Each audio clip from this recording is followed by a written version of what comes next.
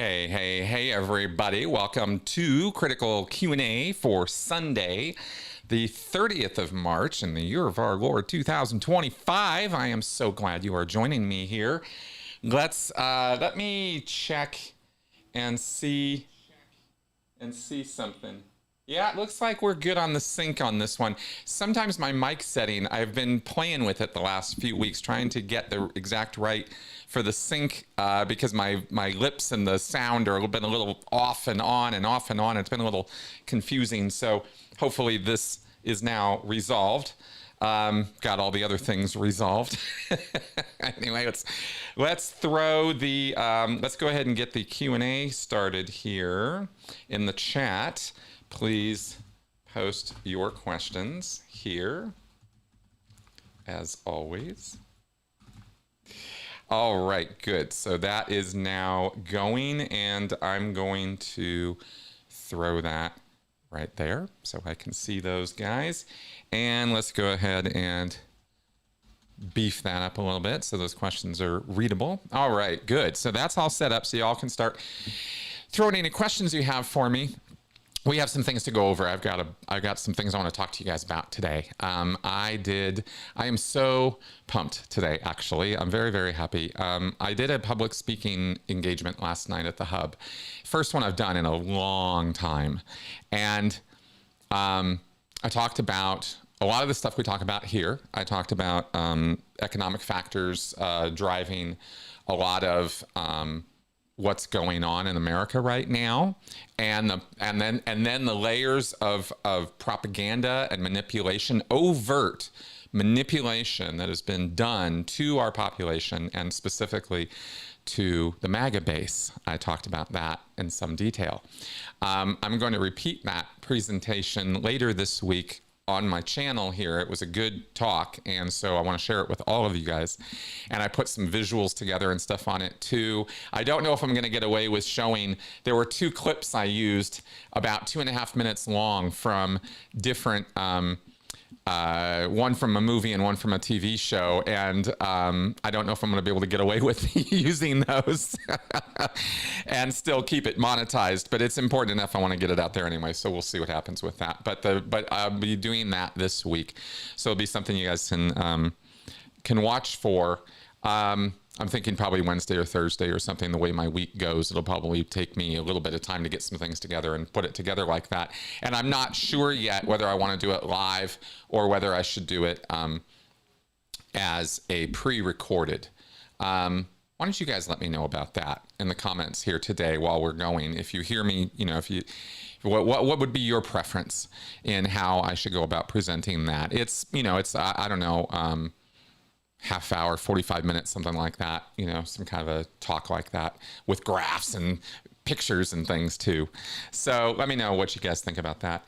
Or if you want to see it at all. Okay. But I was very, very happy about that because I'm going to be honest with you guys, the state of the world and things that happen make me feel just as bad as it does you, and just as anxious and, oh my God, what's happening? How is this happening? How could this be happening? It feels very unstable and unsure and uncertain right now. And that is the way things are right now. And that's what we're dealing with. But it's not undealable. We can deal with this, and we need to rise to the occasion, right? And I'm going to talk about that a little bit more here today, but I wanted to I was just so happy about let's flip over to the chat so you can get you guys on the screen here. Sorry about that.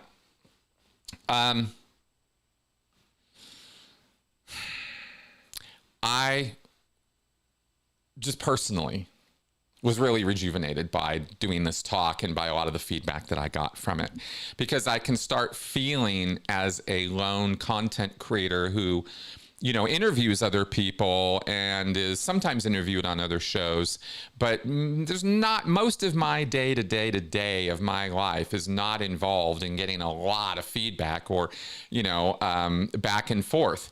And so you can start getting the idea as a single lone content creator that what you're saying isn't really hitting anywhere, making any effect, doing anything, changing anybody's lives, or helping anybody. And that's not true. And I know that's not true. But it can feel that way sometimes, you know, and it's just it's me, right? It's just the way that my mind kind of goes off into these like very, well, how do we put it? Oh God, I don't know. Anyway, sometimes I get down on myself too much. My wife says I do all the time. She says I'm way too hard on myself, and and I believe that that's true. So it was nice to be proven wrong by the real world, going out, giving a talk, saying some things that I thought, I don't know how anybody's going to receive this. And to have people go, wow, that really resonated. That really made sense. Wow, I hadn't thought about it that way before.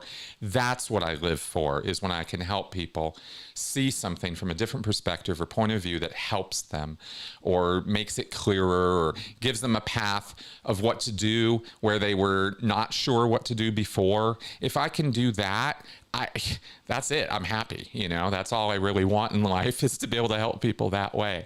So it was really fun to do that.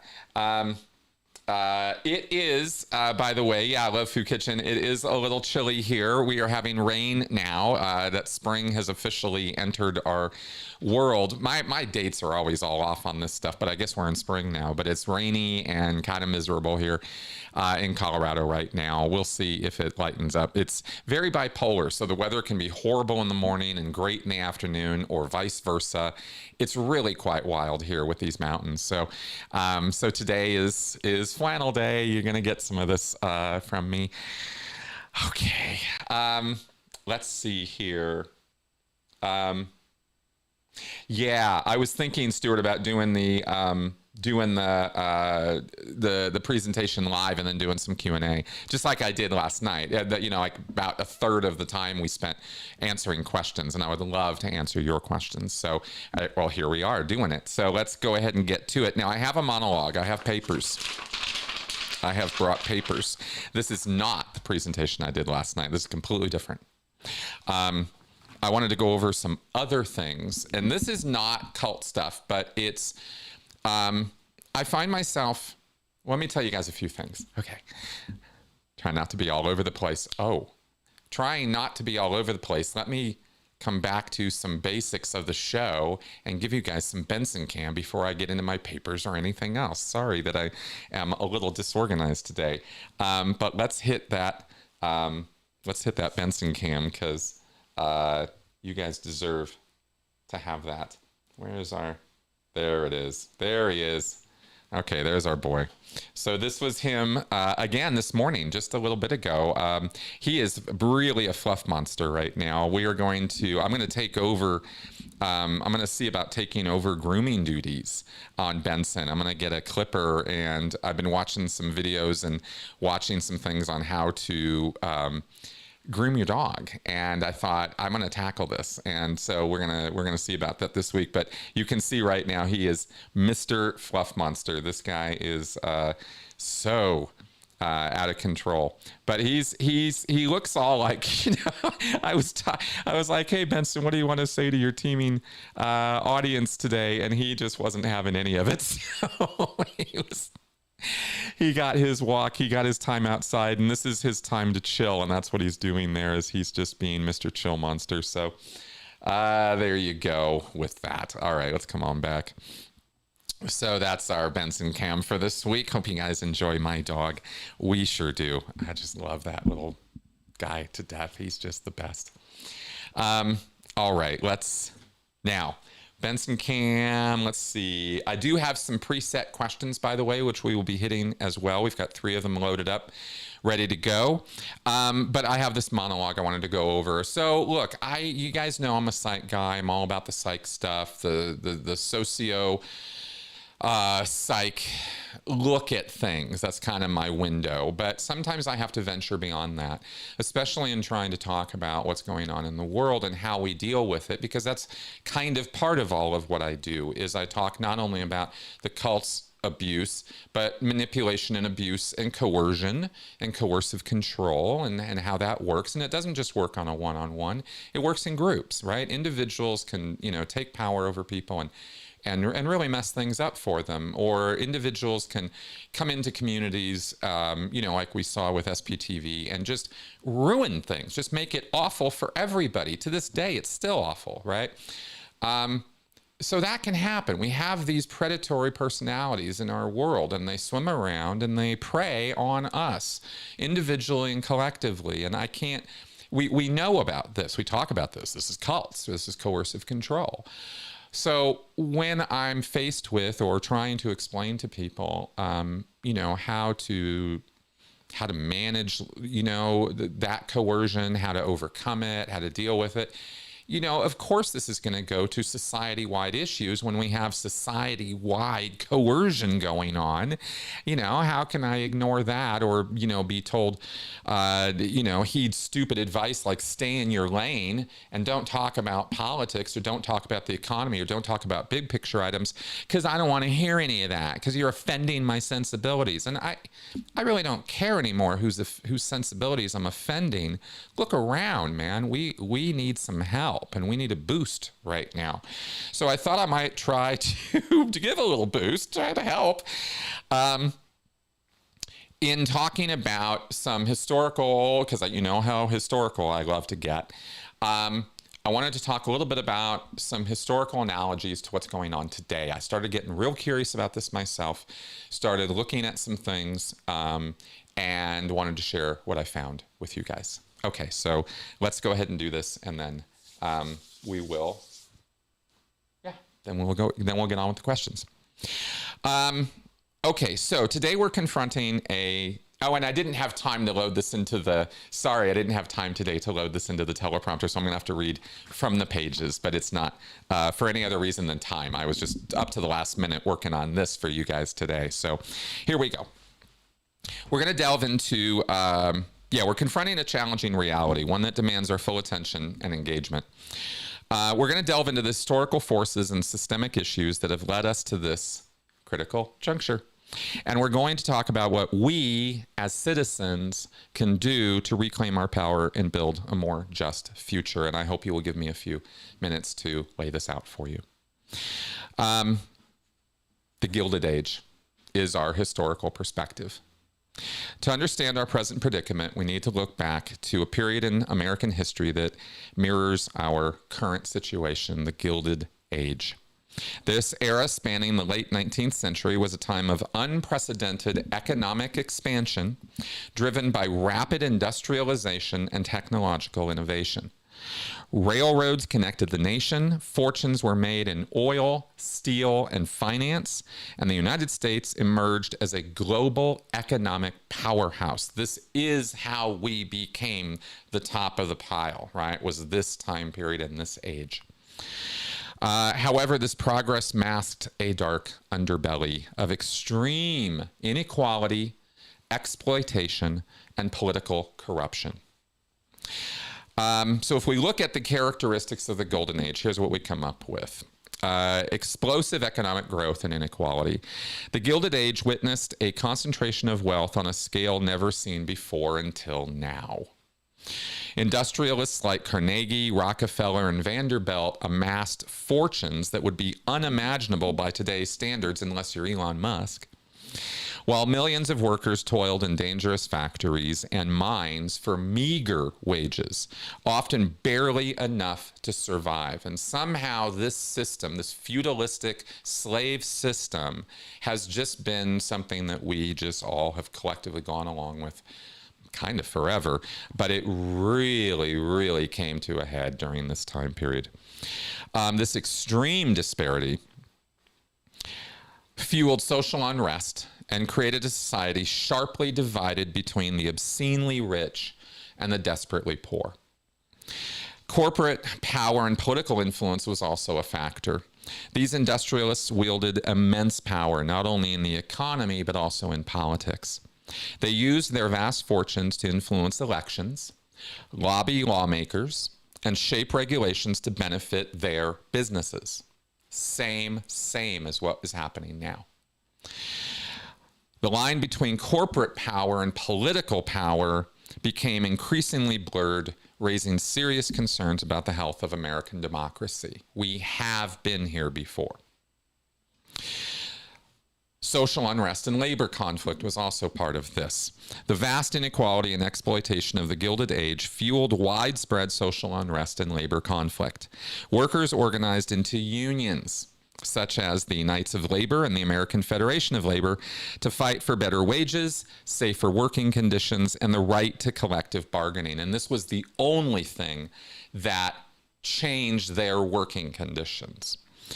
This struggle between labor and capital defined the era, leading to major strikes, protests, and often violent clashes with authorities. The fight for workers' rights was a defining feature of this period. Now, their major factor, and one that we see today, is corruption in political machines. Political corruption was rampant during the Gilded Age, with political machines controlling many city governments. This is not just a federal issue.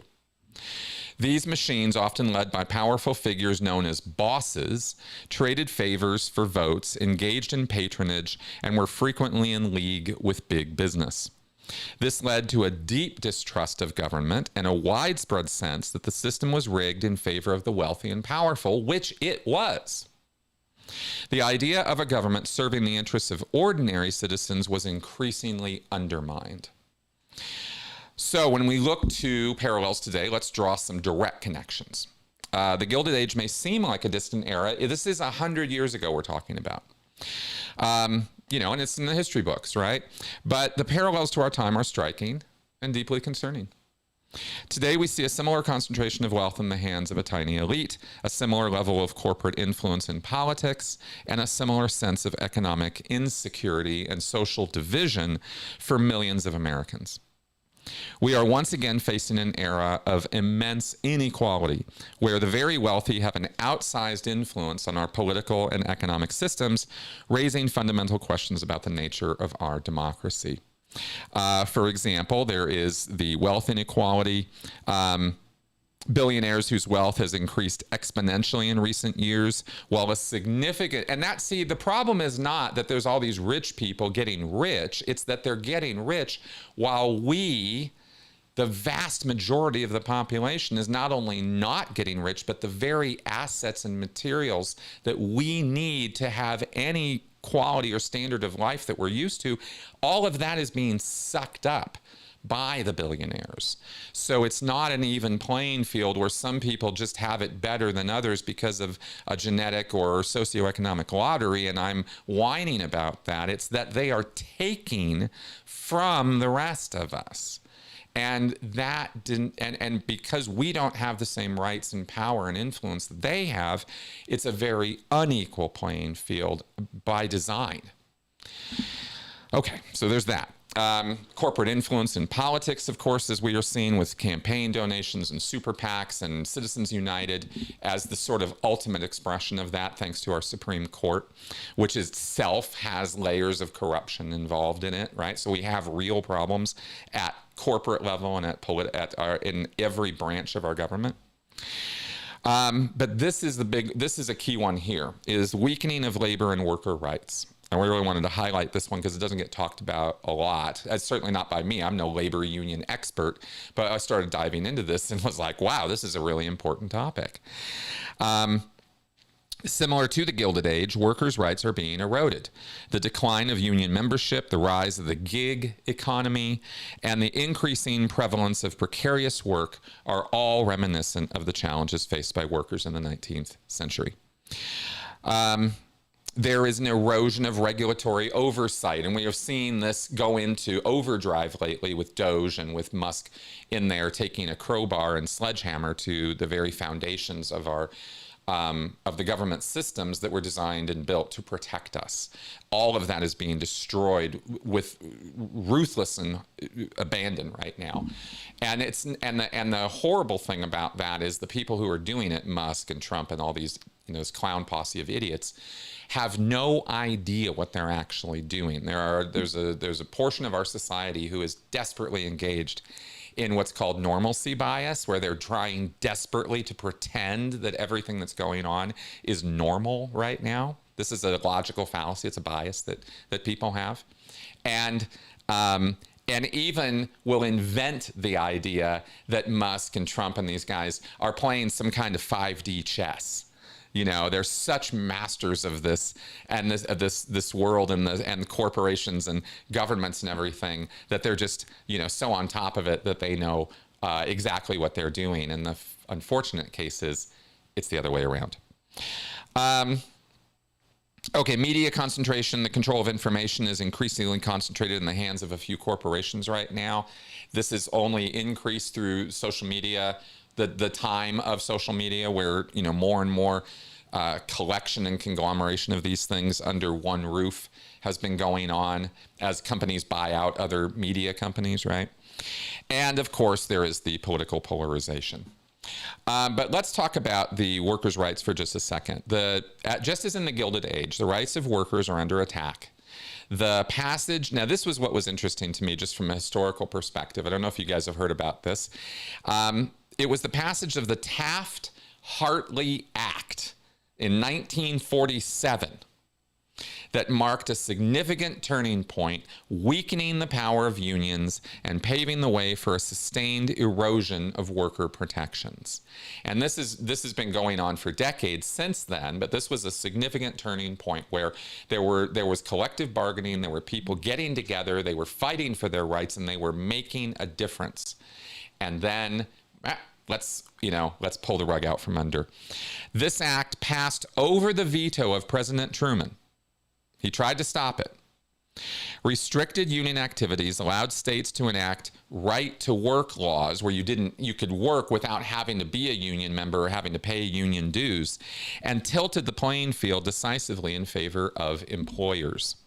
Since then, we've seen a proliferation of state-level right-to-work laws. There, I believe it is 47 states that have right-to-work laws preventing or stopping or inhibiting labor unions from even forming or getting off the ground, and making it difficult to bargain collectively. These laws, which now exist in the majority of states, have been shown to correlate with lower wages, fewer benefits, and a decline in overall worker well-being. So we have the Bill of Rights, but obviously through erosion and wear and tear and a lot of propaganda and a lot of social manipulation, we have been led to a place where those rights have been beaten down harder and harder and harder. So freedom of speech now is being met with straight up Gestapo tactics to shut it down. This is incredibly disturbing. Incredibly disturbing that that's happening right now. You cannot, in any good faith, argue that Americans have freedom of speech now. That is being very blatantly taken away from us. Right to assembly is absolutely been eroded, and it will be worked on even harder. And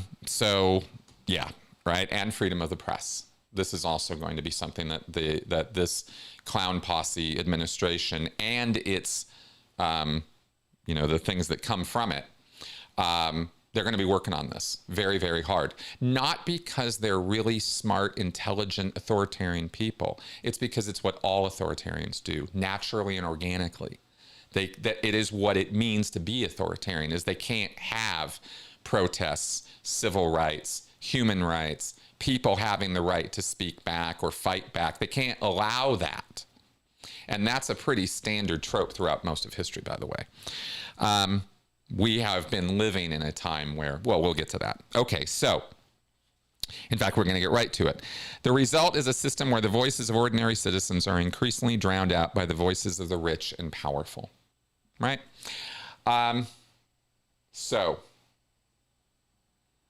The uncomfortable truth. Now, this is where it comes back to us, okay? And this is not a matter of blame, shame, and regret. This is not a matter of, fault. This is a matter of sort of coming to a place of realization and acceptance of how we got here. Is we have our own responsibilities as citizens. Now, I was in a cult most of my life. I have lots of excuses for why I wasn't civically minded or involved. And I still blame myself completely and totally as an American citizen for falling down on the job as a citizen. And I'm going to lay that a little bit on all of us today when I say this. The uncomfortable truth is that many of us have been lulled into a false sense of security. We have been living in a period of relative stability, and this has led to a degree of complacency. We have not been vigilant enough in safeguarding our democratic institutions and holding those in power accountable. We have allowed our attention to be diverted by consumerism, entertainment, and the illusion of individual prosperity, while the foundations of our society have been quietly eroded.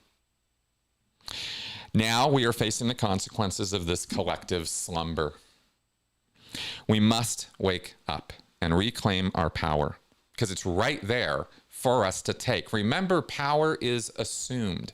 That very famous David Miscavige epiphany is actually true. Power is assumed. You take it, you assume it. And we as citizens have all the power if we take it, and if we exercise it, and if we're smart about it. We must relearn the art of organizing, of advocating for our rights, and of demanding accountability from those who are supposed to represent us. We must demand this. And this is strength. This is fighting. This is a frame of mind that we have to get into. It's an attitude to adopt, not a one-off. I'm not asking you to go make a post on, some social media platform and one and done. You've done your part, right? This is an attitude adjustment I'm talking about. This will not be easy, as the system has been deliberately designed to make it difficult for ordinary citizens to challenge the status quo. But we cannot afford to be complacent any longer. It's only the future of our democracy that is at stake. And we do still have the time now to come together and create a shared vision of what we want. And that is what I believe we are missing and are lacking in something to rally around or behind. We don't like what's happening. We don't like what has happened that's led us here, but we lack a coherent vision of where we should be going. And we lack that leadership to take us there. And that's what we need to find and cultivate and make happen. Because if we don't, there will be other people with other ideas of what's best for us who will be more than happy to trample our rights and trample our ability to fight back, because we simply can't get our shit together to fight back against them, right? That's kind of where we're at now, America 2025.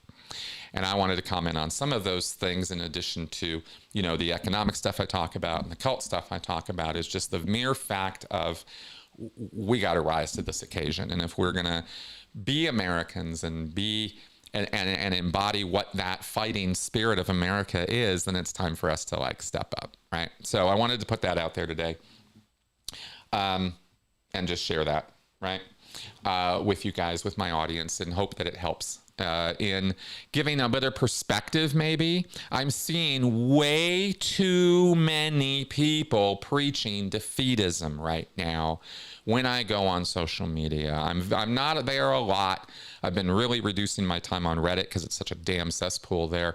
I'm not on Twitter. I'm not on Facebook anymore. But, when I go on to Blue Sky, I see tons of bots preaching defeatism. When I go on Reddit, I see tons of bots preaching defeatism. And then I see people responding to this and agreeing and going along with it and thinking that it's all over and there's nothing we can do and there's no ability to fight back. And that's just not true. And it's never been true, and it never will be true. You can always fight back all the way to the end. And you should. That's the spirit that I think we should adopt in this, not one of, passive resistance or I'm just not going to comply. No. We need to fight back against these people. We need to not give them an inch. And if you're curious, you might bust out, if you're down for this, you might bust out something called The Art of War by Sun Tzu. It's pretty interesting. I've been perusing it recently. It's complicated and really hard to read. So like I said, if you're down for it, but it's interesting stuff, It's like that's kind of more of the frame of mind that I think we might want to be approaching some of this. Okay. Wanted to say all that stuff, enough monologuing for today. But I think that that this messaging is something that we need our leaders saying this stuff, Some are. Let's rally behind those people. Let's make this, let's do something different here, All right. So now let's get to your questions. You got so many. Now, also, we have the preset one. So let me go ahead and hit the first one first. Boom. Let's try this one out. Michael Yoder. If an auditor asked, do birds fly? This is going to go straight back to Scientology. If an auditor asked, do birds fly? And the PC said, not all of them, thinking about emus, penguins, kiwis, etc., what would the auditor do? The PC isn't wrong, but it's probably not the answer the auditor would want. Well, this is a great, funny question because you're talking about the TRs, the communication drills in Scientology, right? Where they're one of the drills is to sit there and just ask the person over and over and over and over again, do birds fly? Okay, great. Do birds fly? Thank you. You know, you get an answer, you know, good. Do birds fly? Thank you. Do birds fly? And every question is supposed to be asked as though it's in its own unit of time, as Hubbard says, as though it had never been asked before. It's not just an endless string of questions. Every question is supposed to be kind of a new question. Okay, this is the idea. So if the auditor is asking this question, do birds fly? And the guy goes, well, no, they don't. Is that an answer? Yes, of course it is. The only answer required in TR3, the drill that we're talking about, is an answer that is sequitur to the question. It doesn't have to be yes or no. It could be maybe. It could be sometimes. It could be all the time. It could be, surely they do. Surely they don't. I've never seen one fly. Now that is an interesting point, but isn't an answer to the question. Maybe. That might be debatable, right? I've never seen one fly. Is it directed to the question? Does it address the question, you know, in a way that it tries to provide an answer? That's all you're looking for in TR3, and you can go all over the place with it. I used to mess with people when I would coach them with this drill by doing exactly this. So this was a question that was asked and answered by me many times in Scientology, but it was funny to get it by email. So anyway, there you go on that. If you all are out there practicing your TR3, then maybe that'll be relevant to you. All right, let's go back to the chat here and pull up some questions coming in from the chat. All right. So here's our first one. Hey, Hun Pods, when is your next chat with Jon Atack? Love your talks with him, and it's been a while since the last one now. It has been a while. Jon and I haven't really been in touch in a few months. I reached out to him a couple months ago, just said hi, and that's been about it. So I should probably reach out and schedule something with him, huh? I've been so busy lately with the book stuff, with the video production stuff, with the Mormon stuff, and with this other stuff I talked to you guys about. So yeah, I'll circle back around to him. All right. Anthony Spurgeon asks, why do you go up the bridge? Why is it a bridge and not a ladder? Bridges don't go up, ladders do. Yes, exactly. Let's see if I can find for you the exact quote from Hubbard's materials. Let's see if I can dig it up. Can you give me the quote? See if this AI this notebook LM is any use to me or not for finding direct quotes. At the end of Dianetics about building a bridge. Let's see what it says here. The quote, for God's sake, get busy and build a better bridge. Yes. Well, that is the quote. But the point is that there was an analogy made at the end of the book, Dianetics, The Modern Science of Mental Health in 1950, when Hubbard said that we are building a bridge to a higher state of being or a better, improved, state of mind for people. It's a bridge across a chasm of ignorance, and this chasm is one that people have fallen into. That's why Hubbard analogized it that way rather than a ladder that people have fallen down or something. He gave this idea of a chasm that you have to get over, and so the bridge is the way to get over that. So that's why the analogy of the bridge, put simply. Okay. Carry on here. Young Matador. Hey, Chris, when the Church of Scientology moved to Clearwater in 1975, could the city have used the Snow White arrests and raids a few years later as pretext to evict the church before they really started planting their roots? No. Evicting or banning a religious activity on the basis of its religion would be illegal and a gross violation of our Bill of Rights and our laws protecting religious belief. So you can't just kick them out. But there are things that a city council oversees or is in charge of that they could be a bit more, that they could wear their overseer hat a little bit more strictly and with a little bit more skepticism, right? Playing ball with the Church of Scientology, agreeing to their deals and their ideas about what to do with Clearwater is a gross and glaring mistake on the part of the city council because of the intention of Scientology to literally take over the town. That's why they're there. And David Miscavige has a very long memory, and so does Scientology institutionally. They are never going to forget why they are in Clearwater or what it is they want from the city, which is basically everything. Right? Give us everything, we give you nothing back, and that is our right because we are the ones who are saving the world, not you and your sorry little city council, you know, pathetic nonsense, right? This is how Scientology thinks about the city council, is they think the city council is a joke. They think Clearwater's government is a joke. They think the entire government's a joke. They think the entire civilization of this world is a joke, right? Scientologists are in a place of extreme conceit and arrogance when it comes to how they view the rest of the world. And it just doesn't seem to ever get across to the city council members in Clearwater, Florida, that that is what they are up against. So they don't really do anything to inhibit or stop Scientology's growth or its efforts to take over downtown or buy up property, or, you know, there are things that they could do. Mark Bunker has talked about this in detail. You know, it's not like they have far-reaching dictatorial powers to kick Scientology out of the town. All I would like to see is some pushback.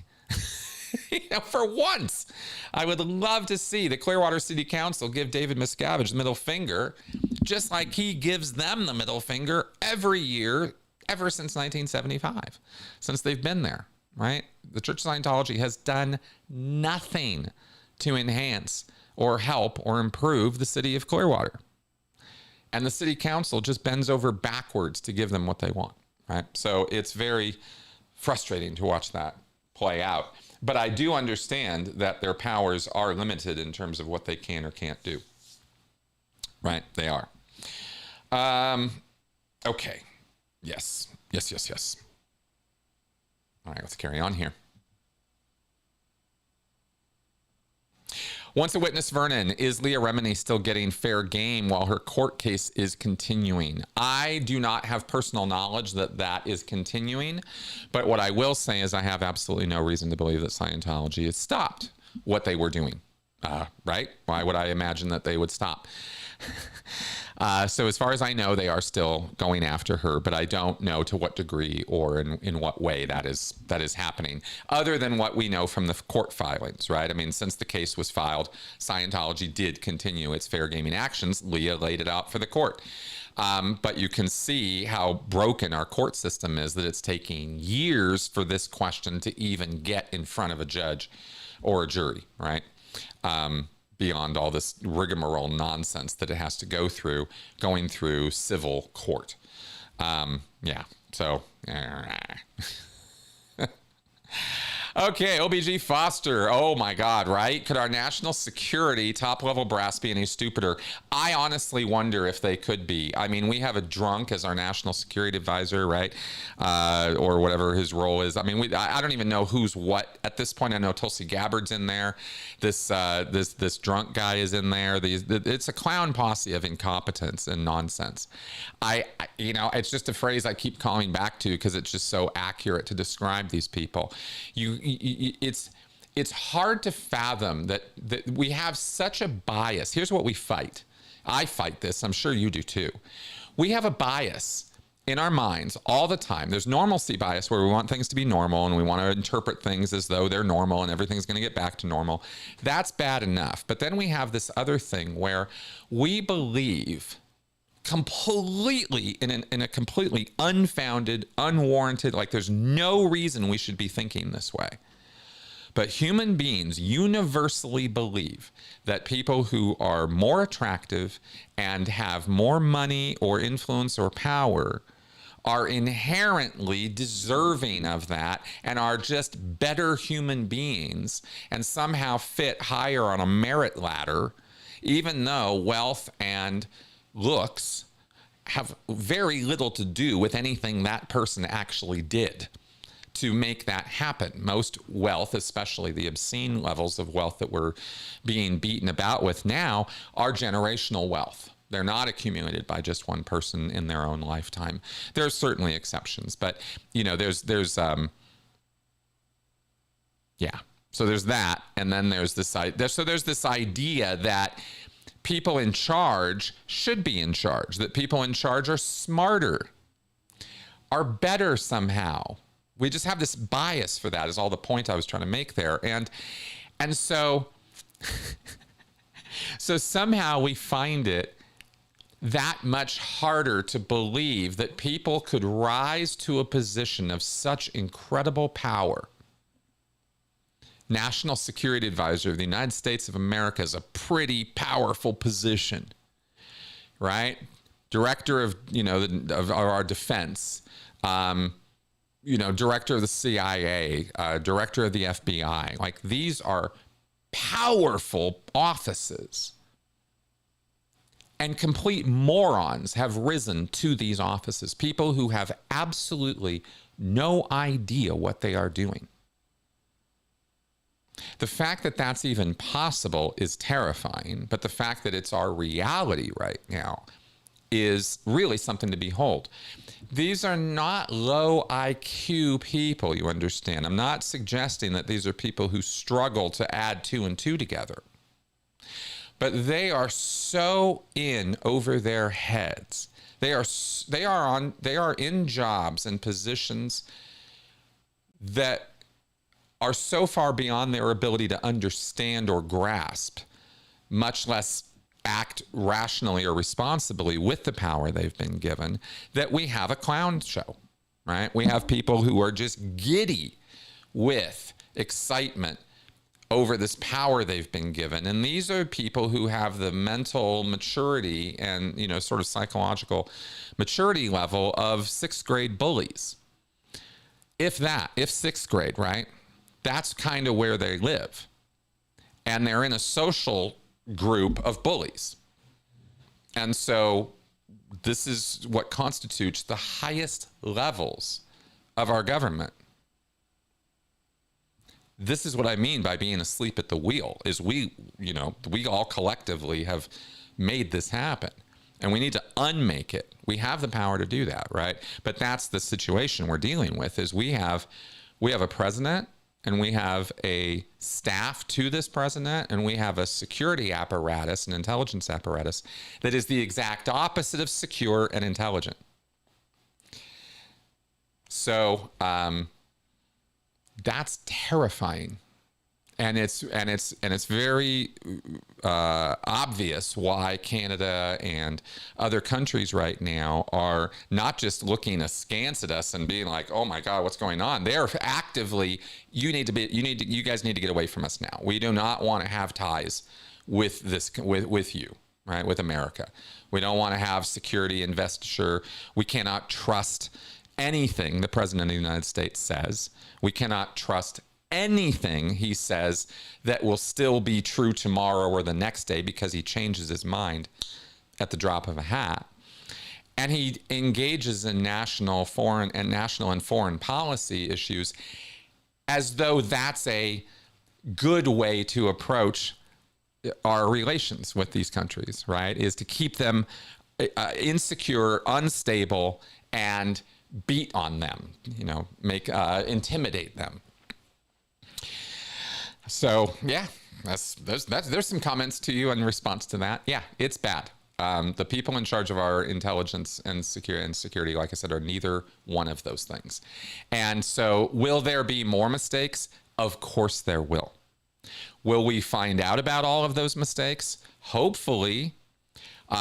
These people do learn a little bit from their mistakes, so we'll see.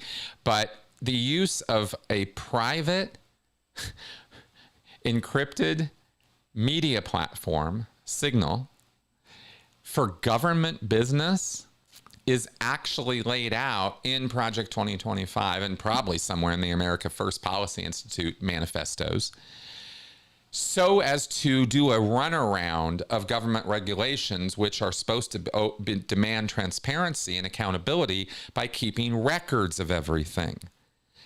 So these guys are smart enough to bypass regulations that are put in place to protect them and us from them, but they're not smart enough to just do it right in the first place. That's kind of who we're dealing with. And we're dealing with people who are craftily, cunningly bypassing these regulations purposefully so as to screw us over, right? And get away with whatever they want to get away with no consequence or accountability. That's the only explanation that makes any real sense for what's going on at the highest levels of our security and intelligence apparatus right now, is that we have been taken over by people who might as well be working for other governments because they're not working for us. Right? We got to get rid of these people, and we got to get rid of them now.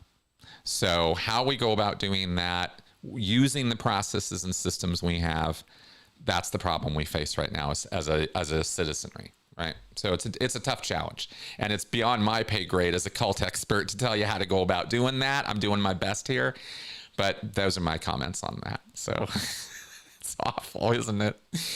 Okay, here we go. Once a Witness Vernon also asks, how are you and Melissa coping with the increase of food? Oh yeah, prices, right? Eggs here in California are still $8 and above. Yeah, we're struggling, no question about it. I've mentioned to you guys before, right, that we're in a place now where Mel's working. I'm doing this. I'm doing the very best that I can. I'm going to keep trying, right, to keep getting this message out, keep working on educating people, helping people, informing people, consulting with people. That's my favorite work, is working one-on-one with people. But it's very, very hard to pay the bills doing this work. So it's a struggle. Yeah. And I'll just leave it at that, because I don't want to come across like, I'm trying to do some pity party or something. I'm just answering y'all's questions, but it's hard. It's rough right now. And it's rough all around. I recognize that. I don't think I'm alone in that. And it's going to get worse before it gets better, unfortunately. And I don't know what that looks like for us. I'm actually very worried about it. So I don't know what to do about that, right? Except keep on keeping on. Okay, AGT Mom asks me, hey, Chris, ever heard of Patric Gagne? I hope I'm pronouncing that right. She is a psychoanalyst who has been diagnosed with sociopathy. Okay. I have not heard of her. I've heard of other people. MC somebody or something. I've heard some other people who are, psychopaths or sociopaths or something who have done YouTube or done video work or something. I will say that I always feel a little bit like I have to keep such people at arm's length, for not just because of their diagnoses, but because of what that diagnosis means in terms of trustworthiness and the idea that somebody might be friendly to you, but is actually working from the very beginning to strategically undermine you and take your power away from you, or take, somehow disadvantage you. It's a personality type, and it's a difficult one, and it's one I wouldn't choose to have in my life if I had a choice, right? So I always try to keep those folks at arm's length for those reasons. All right. Okay, let me see. Anthony's asking me about the Waterbury captivity case, and I'm afraid that I might be out of the loop on this one, but let me see what we got. Allegedly holding stepson captive for 20 years. Oh, yeah, I saw a headline about this, but I didn't dig into it. Let's take a look real fast. Jesus Christ, held her stepson in captivity for 20 years? Connecticut man whose stepmother allegedly held him in captive for 20 years escaped by setting fire to the small room he was held in. Authorities responded to the fire, rescued the emaciated 32-year-old man from a 72-square-foot room. Good God.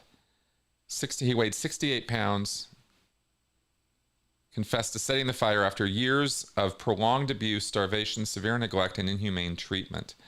Police in Waterbury, Connecticut said. His stepmother is accused of holding him captive and starving him, charged with kidnapping and cruelty. She's denied the allegations. He said, I wanted my freedom. That's why he set the fire. He was given a sandwich and 2 small bottles a day for years.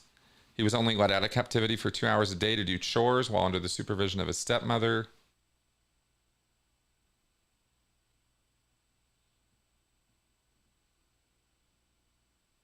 She says she did not restrain him in any way. She provided food and shelter, and that she's blown away by these allegations. Okay. Wow. Well, the physical evidence clearly indicates that this was an emaciated man who was struggling. Whether his mother was the cause of that, and I guess is going to be up for legal, figure out, right? They got to do a trial. They got to figure that out. What would be my thoughts on that? It's awful.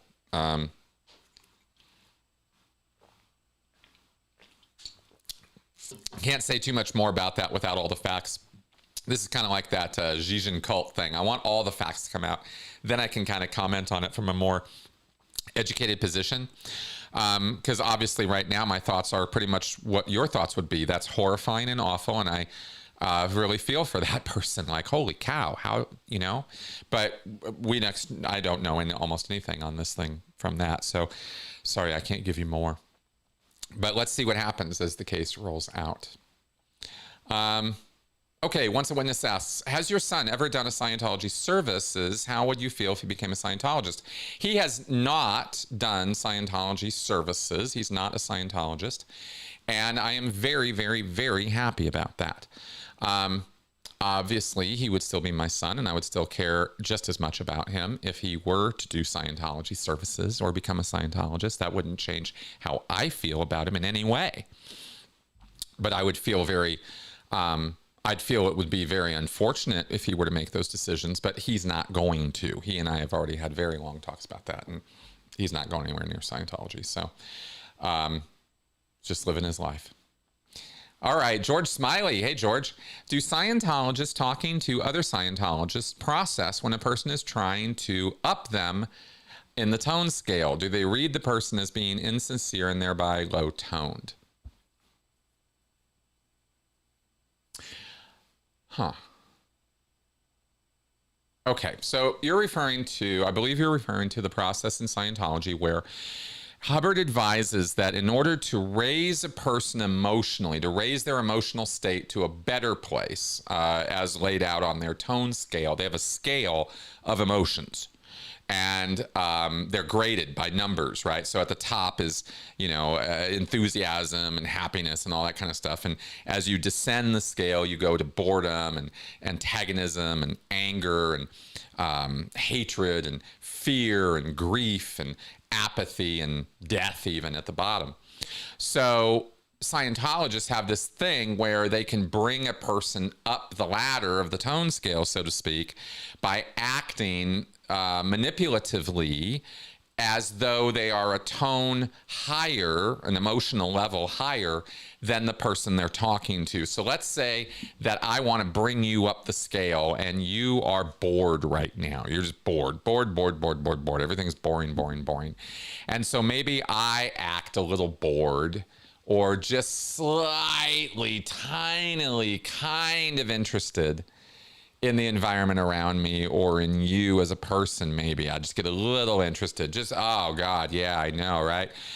Just nothing to do. Just, oh man, I hate it when I'm bored. There's nothing at all. But that, but that little, I don't know, that little spot on the wall is kind of interesting. Maybe we could look at that, And the person is supposed to, oh yeah, maybe a little bit of interest. Maybe they'll come up a little bit to some interest in what you're talking about. Oh, okay, yeah, spot on the wall, okay. And you could bring them out of this boredom by, feigning interest in them or something to talk about or something like that. That's one example. You could also do the same thing with anger. Somebody's really pissed, so you get really pissed. But you don't get pissed at them, you just act angry, right? They're all angry and you're like, yeah, it's fucked up, isn't it? It's bullshit, it's fucking bullshit, that shit going on, and you're kind of mirroring them a little bit, and then you bring them on up the line by acting maybe a little less angry, a little more antagonistic, maybe, you bring it down a little bit. You go from the screaming and yelling to the, I'm just simmering, I'm on a boil, I'm just going to sit over here and boil for a while, right? And maybe they come along and you're bringing them up tone by doing this, okay? I don't think that what I just laid out for you actually works. What I just described to you is how Hubbard says to do this and bring people up the tone scale. I don't agree with the tone scale, and I don't agree that emotions should be numbered and put on a ladder like that and judged better or worse. There are different states that we enter into physically and emotionally, right? In terms of how we think and act. And that's what emotions are. So to grade them and say one is better than another and that kind of thing, can be a bit problematic, to say the least, because of what it opens the door to: emotional manipulation, emotional suppression, right? Repression of emotions, which can get really bad over time. So you don't want to even open that door. But I opened it a little bit to answer the question, right? But I want you guys to know I don't do any of that crap. If Scientologists were doing that with one another, as you ask here, though, George, would they see it in one another and think that that was insincere and fake? Only if they spotted it being done. You're supposed to do this emotional manipulation drill in such a way that it's not obvious. But if they did make it obvious or insincere or faked it or were somehow, bungling it, then it might become obvious that they were trying to manipulate, this person. And nobody wants to be manipulated, right? Nobody wants to be. So nobody's going to appreciate that. That would be my answer to that, I suppose. Yeah. Okay. Hope that works as an answer. Okay. All right, Vernon again. If the U.S. has a war with Denmark over Greenland, will other European nations get involved with defending Denmark? Oh, gosh. Oh, man. I don't know. I would be doubtful that would happen. I am very, very doubtful that anybody's going to raise arms against the United States, over something like Greenland. There would be a lot of diplomatic issues, sanctions even. I mean, all kinds of issues and problems with America invading Greenland. It's absolutely something we should not be doing. I don't even know where it's coming from. I've heard it's some bullshit from Yarvin and these sort of billionaire philosopher people that somehow these guys are listening to. Curtis Yarvin, you may have heard of him. He's just some complete asshat who has no idea what he's talking about. I've listened to or watched a little bit of what he had to say and was just so bowled over by. Talk about somebody who is a high IQ stupid person, right? Like somebody who just can't be a human being very well. That's Curtis Yarvin, right? He might have the brains of a Lex Luthor, but he is a complete inhuman monster as a human being. He just doesn't do human very well. And unfortunately, there's a lot of these billionaire types who are listening to this guy. And I don't know how many, I don't know how close, I don't think Elon Musk is really following anybody's playbook really, but this guy Curtis Yarvin's ideas seem to be bandied about at this level of our society, and so he apparently was pushing for invading Greenland and Mexico or something, like let's just take them over. And so these ideas somehow, I don't know, maybe that's wrong. I've only read that's where these people are getting these ideas from, is this guy Curtis Yarvin. Maybe that's completely wrong and I am grossly misinformed. I have my ideas about Curtis Yarvin, but beyond him, I have no idea why Trump is so fixated on Greenland, other than the distraction factor of it and the fact that it riles people up, which is Trump's playbook 100%, is find something incredibly stupid, rile it up, get everybody talking about it, and then get away with a bunch of other nonsense that you're not talking about, right? Just distraction, misdirection. That's all Trump knows how to do. So I don't know why Trump is so fixated on Greenland, but regardless of whether of that, the European nations are in no position to take on the United States militarily. I'll definitely say that. And they haven't needed to be.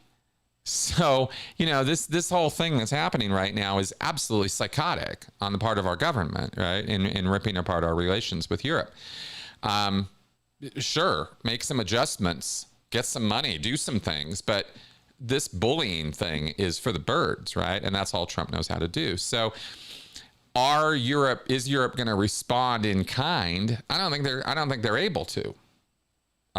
So I think there's going to be a lot. So I think the responses would be a lot of diplomatic type responses rather than military responses. Okay, long thoughts there on pretty simple question, I guess, but it's not my area of expertise, so I can only speak so much to that. So maybe I just over talk. Before we get to this next one, let's go to one of our preset ones too, because I don't want to forget about these. Michael Yoder again.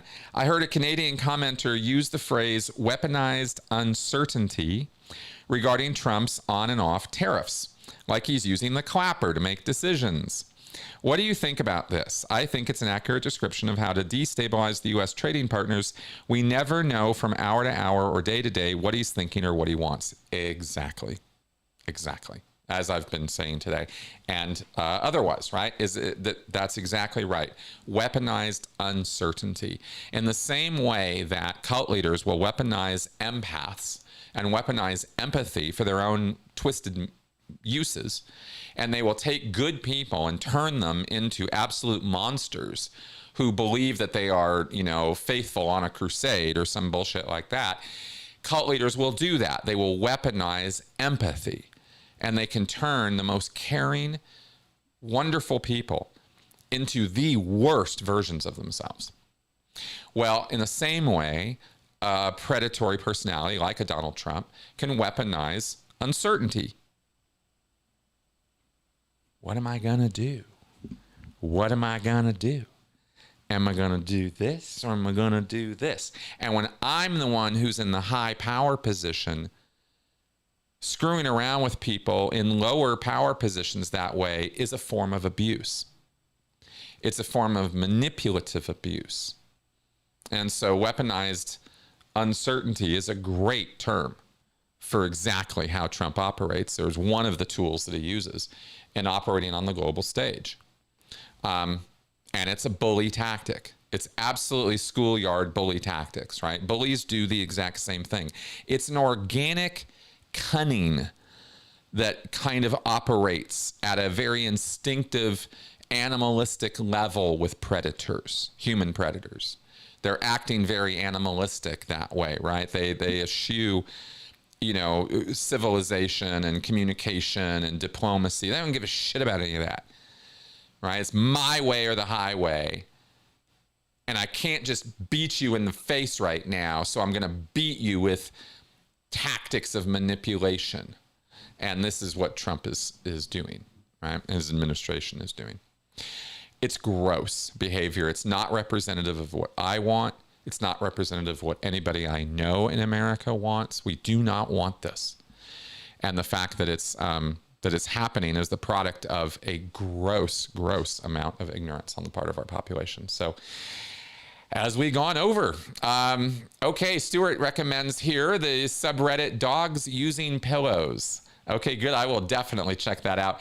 I need to find some subreddits that are actually like that are good, because I'm a little, every time I go to Reddit, I got some gaming subreddits I'm part of, which are cool. I've got the DaVinci Resolve subreddit I'm part of for the video editing stuff I do. Great stuff there. But the culty stuff and the political stuff and the economic stuff, oh my God. Ugh, it's just horrible. So I would love to find some more. How do I put it? Let's go back over here. Sorry, I flipped over to, there we go. I need some more theta in my life. I said it. Okay, let's move on. George also asks, how do Scientology staff handle someone who, during group processing, starts acting like a class clown? Someone who suddenly acts out in a dismissive way. Great question. In addition, in the... oh, thank you for that super chat, AGT Mom. That's awesome. Thank you for that. In a group processing in Scientology, you have a man or a woman, right? You have an individual who is the group auditor. And he stands, or she stands at a podium and reads all the commands. And maybe we should go over one of those again sometime. I got all those books. Anyway, we went over, like a group processing process, right? Where they just run through pages and pages of commands given to the group. But part of the organization of a group processing session is that it's not just the group auditor at the front of the line who is delivering the group processing. There are assistant group processors or auditors who are out in the crowd. And they are out there to spot people who are falling off from the process, not doing well, need individual attention, or if there were hecklers or somebody acting up or being a class clown or getting out of hand, that assistant would literally grab the person and drag them out of the room and take care of them, right? So as not to disrupt the whole activity. That's how that would, basically that's how that would work. There you go. Just get right to the point in answering that one.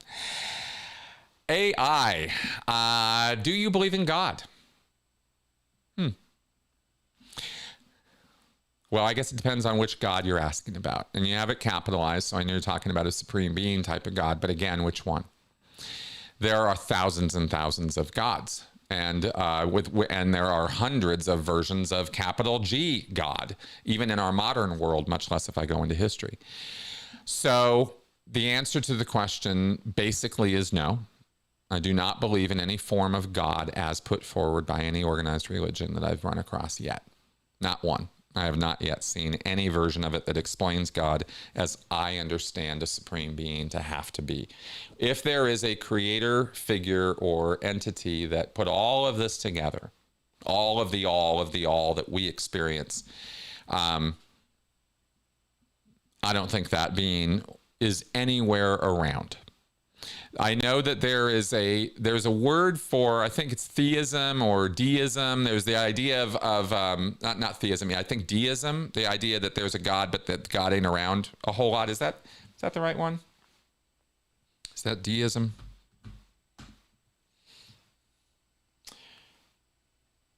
Rejects revelation as a source of divine knowledge. No. That's right. Deism was the 17th, 18th century stuff. Nah, not deism. Anyway, whatever the word is. See, you can see how much attention I pay to this stuff these days, right? I mean, I'm atheist, I'm agnostic, but really, I don't care, right? God doesn't have anything to do with my life in any significant way. I don't hear voices in my head, and I don't want to. And I'm very disturbed by people who say they have conversations with God. That really bothers me, that people believe that. I don't think that's possible, and I don't think it's healthy that people engage in conversations in their mind with what they believe to be an external being of infinite power and magnitude. I think that's very, very not cool. I don't think there's any concept of a personal relationship with an infinite being, right? Why would such a being give a crap about me? And if they did, how would they possibly have the power or ability to interact with me in any significant way? And again, why would they want to? And what's that supposed to do for me as the tiny, insignificant end of this equation? I have no power or ability whatsoever compared to something like God. What kind of relationship am I supposed to have with such a being like that? You know, that he comes into my life every now and again and pats me on the head and says, good job. I mean, you know what I mean? Like, it's kind of not necessary in my life that God be there. And I know that this is something that I will say that will assault the ears of some people, you know, probably not a lot of my viewers. I don't think a lot of y'all are connected up with me because of my views on God. But if you ask me straight, as I sit here in 2025 right now about that, and you have, then my answer is no, I don't believe in God. I believe in the possibility of a universe that is alive, in a sense that we understand aliveness. I believe in the possibility of a planet that is a living system that we are one part of. I kind of think about Gaia as a God figure in a way, but not a personified one. I don't believe that I'm ever going to have a conversation with this planet, right? Or Mother Nature or something like that. But I can believe or see or think about the ecosystem and totality of our planet and look at it as a living organism, right? I can do that, but I don't think of it as a God figure, right? So it's, so I only make that comparison or that connection in a very, very, very loose way, right? And I probably want to know enough about that. I don't think y'all want to hear me go on too much about that. But let me be clear with this last thing, though, right? Which is, all of the above may be true, and I don't care what you believe about it one way or the other. It doesn't bother me, right? You want to believe in God, go ahead. It's not, I don't believe that I should foist my lack of belief in God on you and say, well, therefore, you shouldn't believe in God. I don't care what you believe, right? It doesn't bother me. The only reason I care at all about your beliefs is to the degree that they impact or abuse other people or me. That's the only reason that I have to care about what you believe, right? Otherwise, it is completely okay with me that you believe whatever you want about God. Just to say that out loud. I think that's pretty obvious anyway in my content, but just to put that out there. Okay. Young Matador. What's your view on podcasts and dramas, documentaries that cover cults or true crime? Some seem well-researched and honest. Others just seem very tacky. Nailed it. That's exactly right. And through the entire spectrum of entertainment that we get in documentaries, you get your next Netflix quality documentaries, and then you get your, Ken Burn level documentaries, right? You have your high level, really good stuff. And then you have various gradations down to sensationalistic, salacious, National Enquirer level documentaries. And we see that put out by TMZ all the time. On Hulu, there's a ton of TMZ type documentaries about Diddy and celebrity controversies and cover-ups and cult stuff that is very reactionary. It's very algorithmically driven content that feeds people what they want to hear and what they want to see, and only that. And doesn't attempt to educate, doesn't attempt to inform, doesn't attempt to put some guardrails in place to help people to fall into those pits. It doesn't try to do any of that. It just salaciously covers, stuff that is titillating to people. I find that to be gross, and I don't want to be part of any of that or have anything to do with that stuff. But the high level stuff, the Alex Gibney level stuff, is very, very much worth your time, and very, very much worth the effort that gets put into putting those together. I will never not have time for an Alex Gibney documentary or for a Ken Burns documentary. These guys really teach me stuff, and I love what they've put together. So that's what I can comment on about that. Yeah, say that. AI, how do you recommend escaping hard solipsism? Oh, well, let's take a look at that. It's a word I've heard every now and again, but I don't use it often enough to remember what the hell that word means. Be totally honest with you. Solipsism. Hard solipsism is a philosophical position that asserts only one's own mind exists. Oh, and everything else is a construct of that mind. Oh, this is interesting. I've not heard of this before.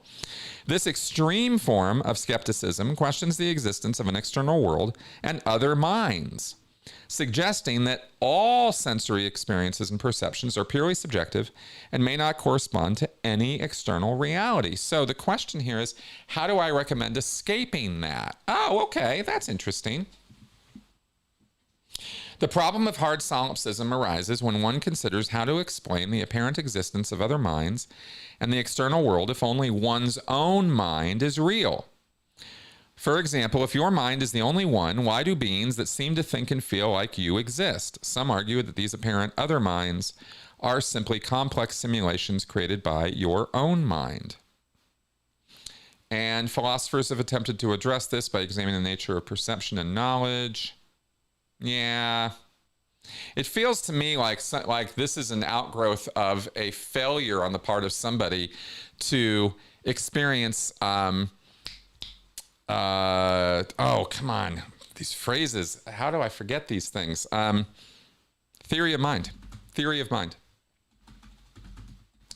There's a thing that children experience called theory of mind. And it happens between the ages of 3 and 5. And it's a realization that every single human being, we believe most human beings, maybe not every single one, but certainly most human beings experience. And this is the realization that other people exist independently of you, that other minds specifically exist. It's called theory of mind, right? The idea that other minds exist. It's a very important step in your developmental stages to realize that other people exist, right? Because to the degree you don't, you might start suffering from a delusion that everything in the world is catered and built for you. That would be a very, very difficult position to explain away to explain somebody out of, because it's the kind of position or logical conclusion somebody, I guess, could draw that would be all the logic would keep feeding it. It would be, wow, that would be hard to break out of.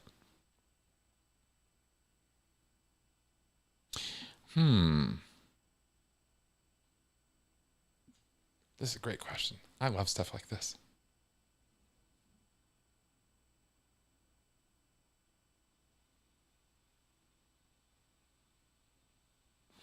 I guess... I guess the question that occurs to me, I'm only going to dumb this down. I really don't know that I'm going to approach this at a high level, but the first thing that occurs to me to talk, if somebody were presented to me, if I sat down with somebody and was like, okay, so here's this person who believes that only their mind exists, right? And I'd have to be like, well, shit, how do you challenge that? I suppose you could try an approach like, I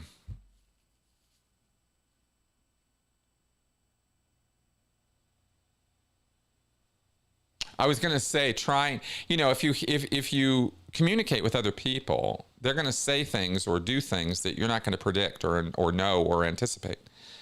That's the joy of social interaction, right? Is the stuff you don't know is coming. But I don't know that by definition, hard solipsism includes the idea that you know or can predict what other people are going to do before they do.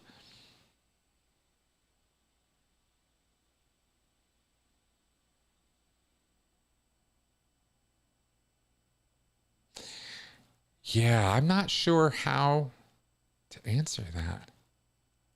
You got me on that one. That's a tough one. I'm going to have to think about that. Now you've introduced me to the concept. I've got to figure it out, but damn, that is interesting. Hard solipsism. I don't normally do this, but I'm going to note this down and address this in a future episode. I've done that once or twice before. People have asked me something. I've been like, let me get back to you on that one. I'm going to do that. I'm going to come back on this one because this is interesting to me and something it's new to me. So I want to know more about it before I continue talking and talk myself into something really stupid. Okay, let's carry on here. Let's go. Let's quickly switch over to the third preset question. I want to get that up before we wrap up here today. Riley Edwards asked me, are you aware of any plan within Scientology aimed at raising a perfect Scientology human for L. Ron Hubbard to inhabit? I loved this question. Additionally, according to Scientology, do bodies need to be occupied at birth, or can they be inhabited later in life, even as they grow older? And here's this OT8 source that was quoted. I don't know where this came from. This was in an email to me, this whole thing. So I don't know who this OT8 is, but this quote says, "But my return depends on people like you doing these materials thoroughly and completely so that there will be a genetically uncontaminated body for me to pick up and resume where I left off, a body free of religious mania, right-wrong dichotomy, and synthetic karma."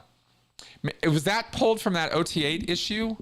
Maybe. I guess so. That's OT8 source. I guess so. I guess that's L. Ron Hubbard quote. But I don't know if that's an L. Ron Hubbard quote or not. Something seems just slightly off about that quote, and I can't.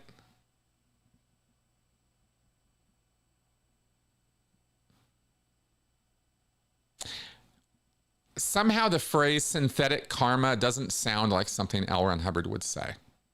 That's my skepticism on that one. But regardless of that quote, it's a great question. I love this question because, yes, in Scientology, you can take over a body after it has been born. In fact, theoretically, you could take over my body, some other person's body, an inhabited body. You kick the Thetan out if you're powerful enough to. Get in there and have a Thetan fight. And apparently, Hubbard talks about the fact that people did fight over bodies at different points in the past. There is no plan that I am aware of any kind in Scientology that has ever leaked, ever been talked about, ever referred to about growing a body for L. Ron Hubbard. Just no. Nope. There is no such idea.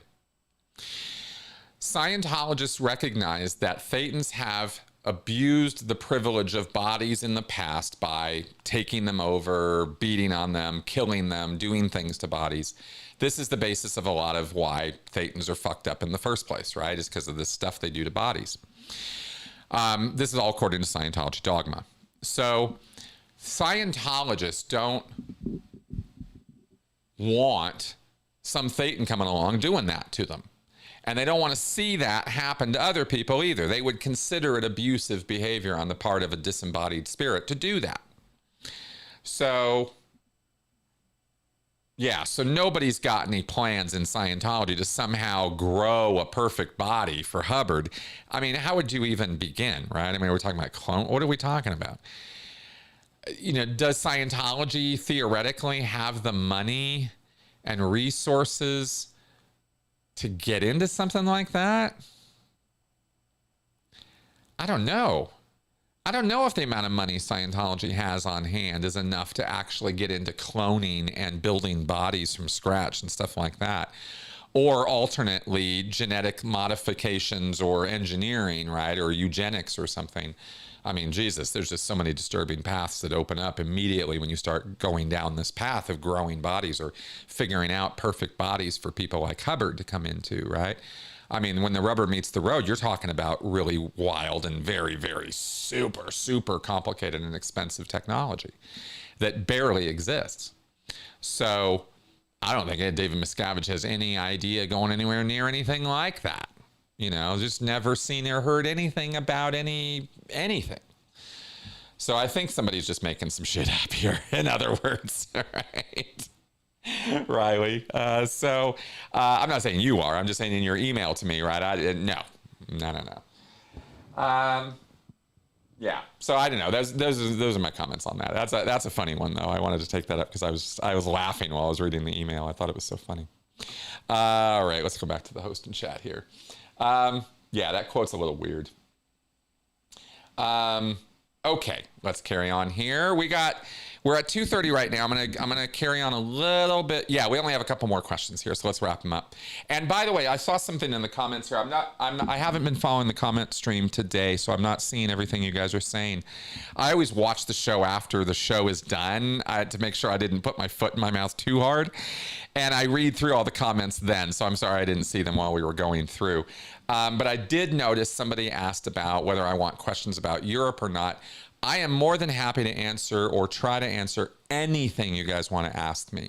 The floor is wide open, okay? Don't have any considerations about that at all. Throw it at me. Let's see what happens, right? If all I can do is say I don't know if I don't know, and we'll try it. We'll try that, okay? But I don't want to discourage anybody from asking me about stuff, because there's some things I do know about Europe. I'm not an expert on European foreign relations, but I do know some things, so always happy to talk. All right, so Hans Christian Schwartz asks, Germany launched an orbital rocket today from Norway, built by a firm, not the ESA, our NASA. Okay, it exploded but got off the ground on the first ever launch. Good. Real-time egg price monitoring incoming. Okay, good. Go Germany. That's interesting. I'm not sure what to do with that fact, but it's an interesting one. And Jono says, okay, continuing on from my question last week, if you were having a friendly chat to a Scientologist and they mentioned their awesome practical tools they have, how would you respond? Okay, great. Great. Here's exactly how I would respond. That's awesome. What tools have you found to be most useful to you in Scientology? Honestly curious. What's been useful to you? Tell me all about it, right? Was it the conditions? Was it the admin scale? Was it the communication formula, the ARC triangle? What was it? What did it for you? What clicked, right? How did it work for you? What situations did you find it helpful in? You know, like explore it, really get into it a little bit with the person. Like, okay, good, it helped. How did it help? Not critically, not skeptically, not like, oh yeah, how did it help? No, not challenging. Really tell me all about it. Great, thank you for all of that. Now in this same friendly chat, I'm going to ask, were there any times, I'm curious, were there any times where you tried to use that and it didn't seem to work? Had trouble with it? Were there any times that you were doing stuff and didn't really seem to work? You tried to improve the affinity with the person and they didn't want to talk anyway, or you tried to increase the reality, or you tried to apply the calm formula and you were using your intention and your attention, but somehow it wasn't really landing, or it didn't seem to get across or something, right? See if there might be areas where we could talk about times when maybe it wasn't so useful or helpful. Not flat out didn't work. Maybe that might be too strong to go after, but just times where it was kind of meh, kind of thing. Or alternately, rather than that question, maybe, okay, great, ARC triangle, it's wonderful, it's great, it works all the time, I love it, never failed me. Okay, cool, right? Let's not go to the, did it ever not work? Because they just literally said to you, it's never failed them, right? So, okay, great. So, what other tools are there in Scientology? I'm curious, what else have you used in Scientology that you found useful? Oh, well, misunderstood words. Oh, really? Yeah, tell me about it. Misunderstood words. Oh, yeah. I was trying to understand something and I had to go at this dictionary and look it up and all of that. Oh, how interesting. Did you clear all the definitions when you looked it up in the dictionary? You're supposed to do that, right? You're supposed to look up all the definitions and clear them all up. Did you do that? Oh, okay. No, you didn't do that? Oh, interesting. Oh, okay. What else did you do in Scientology? Like, in other words, just slowly roll out what's worked for them and then what's maybe not worked so well or maybe not so great. Just lightly touch that. Maybe just asking the question, have any of these tools not done it for you? Has there ever been a time where it didn't work, right? I mean, just a little bit of skepticism thrown in their direction might be all the seed planting you need to do in order to get them to go off and think for a little bit about it.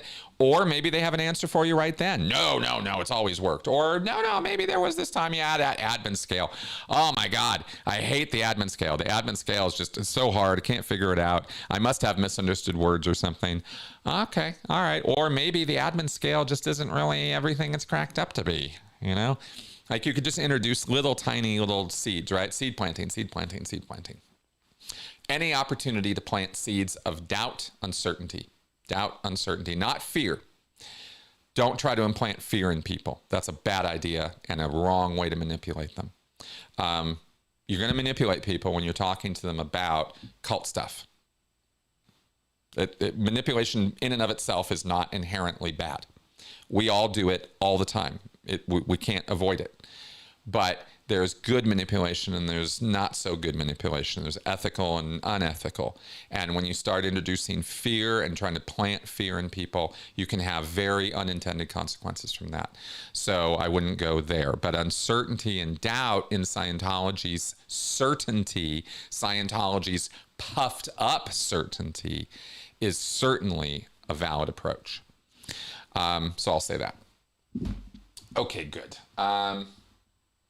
Yeah, exactly. Okay, good. All right. Well, I think those are all the questions that we've got today, and we're at a really good place to wrap it up. And we've answered all of our preset questions too.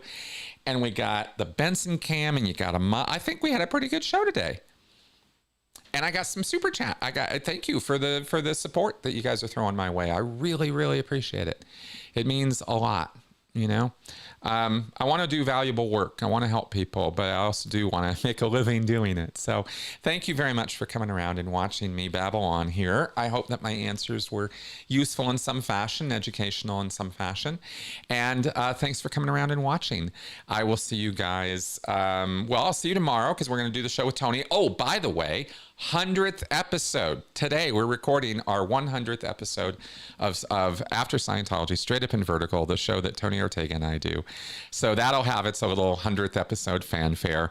And we are coming up in 8 episodes. In just about 2 months from now, we will have our 500th episode of Critical Q&A. And my brain is going full time on wondering what I might do for that show. If you have any ideas, I'm more than happy to have you throw them my way as to what you might want to see. 500 episodes. Wow. Okay. All right, guys. I'll see you guys soon.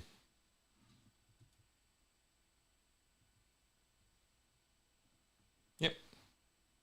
Bye-bye.